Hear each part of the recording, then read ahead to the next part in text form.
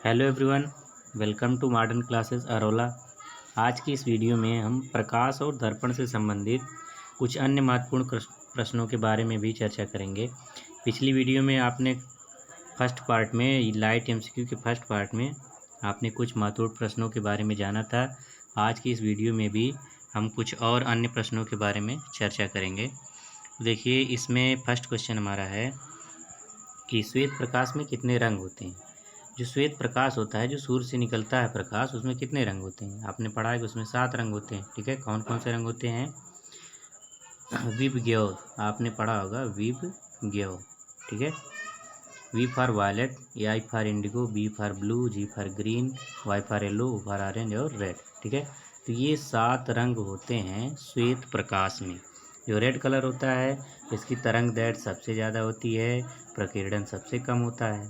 जो वायलेट होता है, इसकी तरंग दैर्घ्य सबसे कम होती है, प्रकीर्णन सबसे ज़्यादा होता है। ठीक है, इसका मतलब जो बैगनी रंग है सबसे ज़्यादा फैलता है और जो लाल रंग है वो सबसे कम फैलता है। ठीक है, मतलब वायलेट से अगर हम रेड की तरफ जाएं तो जो प्रकीर्णन का क्रम है वो धीरे धीरे घटता चला जाता है, और अगर हम रेड से वायलेट की तरफ जाएं तो जो तरंग दैर्घ्य है उस वो घटता जो है चला जाता है। ठीक है, तो जो हमारा फर्स्ट क्वेश्चन है इसका सी ऑप्शन जो है वो सही है। श्वेत प्रकाश में 7 रंग होते हैं। अब देखिए सेकंड हमारा क्वेश्चन यहाँ सेकंड रहेगा।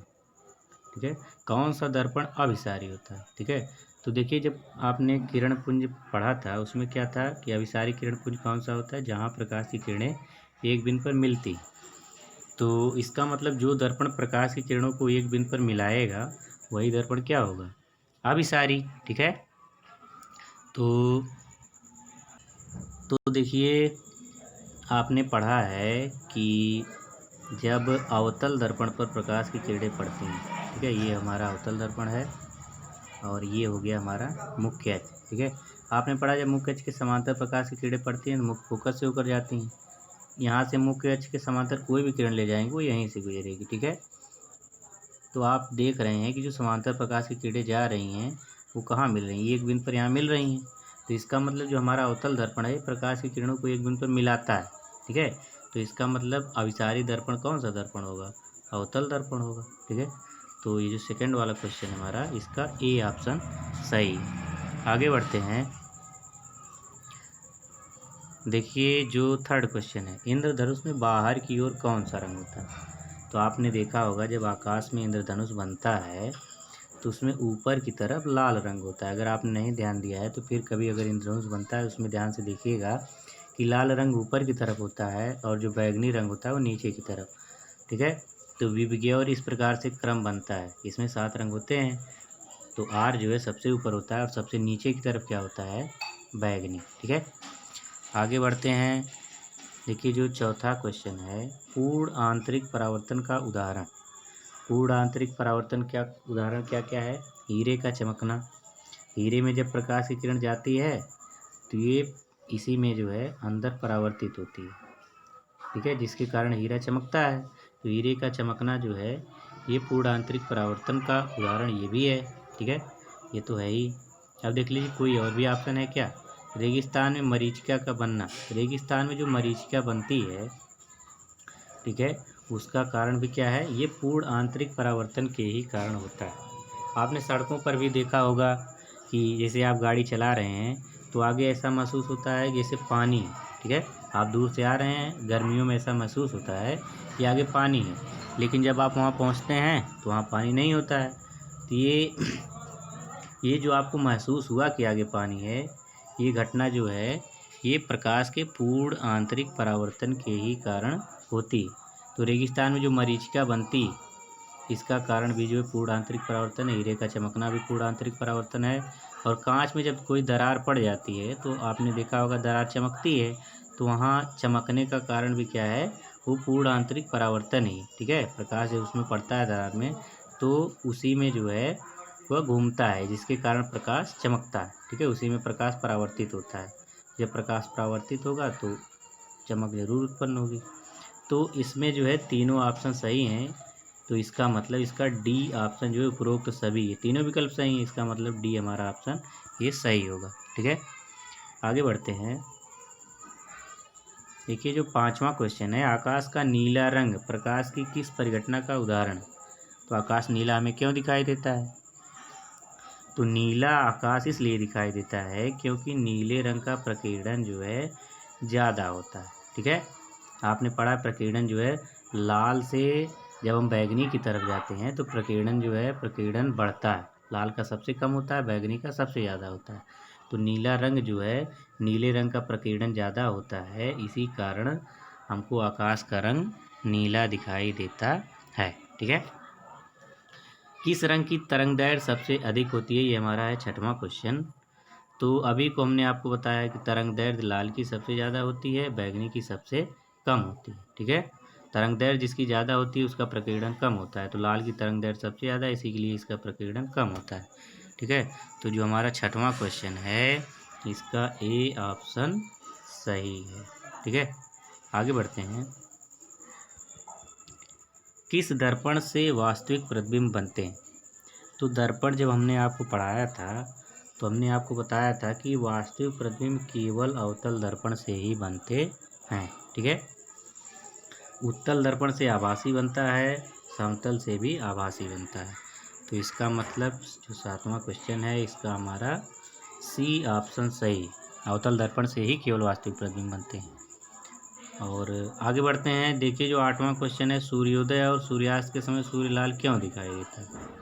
तो लाल क्यों दिखाई देता है, जैसे आकाश हमको नीला क्यों दिखाई देता है, नीले रंग के प्रकीर्णन के कारण। उसी तरह जो है सूर्योदय और सूर्यास्त के समय लाल रंग का प्रकीर्णन होता है, तो इसी कारण हमको सूर्य उगते और डूबते समय लाल दिखाई देता है। तो यानी कि जो 8वां क्वेश्चन है इसका हमारा सी ऑप्शन सही। ठीक है, आगे बढ़ते हैं। देखिए 9वां क्वेश्चन जो हमारा, किस रंग का प्रकीर्णन सबसे अधिक होता है। प्रकीर्णन मतलब फैलाव, कौन सबसे ज़्यादा फैलता है, कौन फैलता है, बैगनी फैलता है, तो यानी कि डी ऑप्शन हमारा सही है। लाल सबसे कम फैलता है, बैगनी सबसे ज़्यादा फैलता है। देखिए लाल सबसे कम फैलता है, इसीलिए खतरे का जो निशान होता है वो कैसा होता है, लाल होता है, क्योंकि लाल रंग हमें दूर से ही दिख जाता है। ठीक है, इसीलिए खतरे का जो निशान होता है उसका रंग होता है वो कैसा होता है, लाल होता है। ठीक है, अब देखिए जो हमारा अगला क्वेश्चन है, अगला क्वेश्चन क्या है कि पानी में पड़ी हुई पेंसिल मुड़ी हुई क्यों दिखाई देती है।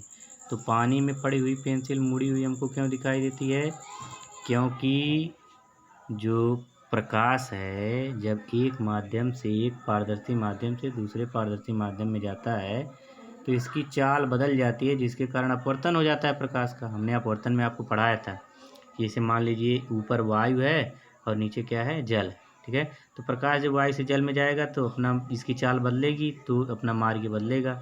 तो देखिए आप देख रहे हैं कि ये प्रकाश की किरण इधर सीधा इसको जाना चाहिए था, इधर जाना चाहिए था, लेकिन ये इधर चली गई। ठीक है, टेढ़ी हो गई।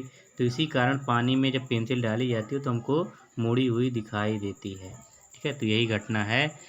तो प्रकाश के अपवर्तन के कारण जो है पानी में जो पेंसिल पड़ी होती है वो हमको मुड़ी हुई दिखाई देती है।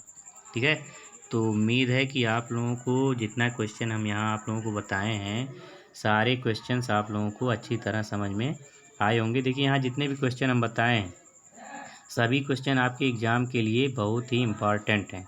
ठीक है, तो सारे क्वेश्चन आप लोग खूब ढंग से एक बार फिर से इसको समझ लीजिएगा। ठीक है, और देखिए अच्छा फिर से हम एक बार आप लोगों को बता दे रहे हैं। यहाँ से देखिए किस रंग का प्रकीर्णन सबसे अधिक होता है, प्रकीर्णन मतलब फैलना, तो बैगनी सबसे ज़्यादा फैलता है।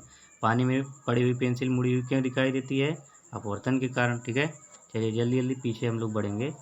8वां देखिए, किस दर्पण से वास्तविक प्रतिबिंब बनता है। तो वास्तविक किससे बनता है, अवतल से बनता है। सूर्योदय सूर्यास्त के समय सूर्य लाल क्यों दिखाई देता है, प्रकीर्णन के कारण। ठीक है, आगे बढ़ते हैं। देखिए आकाश का नीला रंग क्यों दिखाई देता है, प्रकीर्णन के कारण। ठीक है, नीला रंग फैलता जाता है इसलिए आकाश हमको नीला दिखाई देता है। किस रंग की तरंगदैर्घ्य सबसे अधिक होती है, तरंगदैर्घ्य लाल की सबसे अधिक होती है। ठीक है, आगे बढ़ते हैं। देखिए इंद्रधनुष में बाहर की ओर कौन सा रंग होता है, तो अभी हमने आपको बताया बाहर की तरफ लाल रंग होता है। ठीक, पूर्ण आंतरिक परावर्तन, हीरे का चमकना, मरीचिका बनना, दरार का चमकना, ये तीनों सही है। इसका मतलब डी ऑप्शन हमारा सही। आगे बढ़ते हैं। श्वेत प्रकाश में कितने रंग होते हैं, तो श्वेत प्रकाश में 7 रंग होते हैं।